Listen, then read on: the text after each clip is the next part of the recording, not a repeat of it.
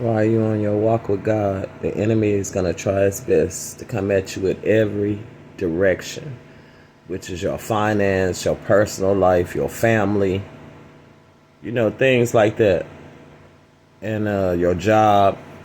And one of the ways he come at you is what you used to desire and lust the most out there in the world. And when you started serving Christ, you had to give up the ways of the world. And the main one is lust. You know what I mean? So the enemy will take the very person you lusted after the most. And he, after you start following God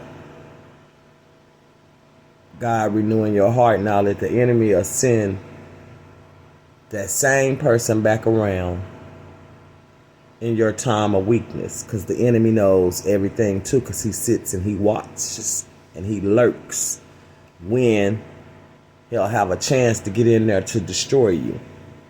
And that's when he'll send that person that he know you most weakest to back around in your life, because the enemy wants you to fail. He wants to say God didn't change you. He wants to say God has no power over him. So if you're not prayed up and you're already letting the enemy affect your mind and your thinking with stress, anxiety, things like that, and having, not being slow to anger and, fasting and praying like you should, the enemy knows all that because he sits back and he watches. That's when he sits back and he waits for a time to strike. And he wants to win at all costs. He don't want just a regular person out there in the world. He wants somebody that serves the Lord. Somebody with that, you know what I mean?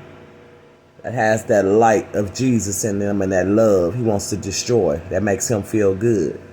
So if you fall for his manipulation, study being strong. It's basically like he's laughing in God's face and yours, basically telling you that your walk with God is none and void because you fell for his manipulation. And he wants to think that he has more power than the Lord. So stay prayed up, be strong, don't give up your faith, and don't fall for that manipulation. Be blessed.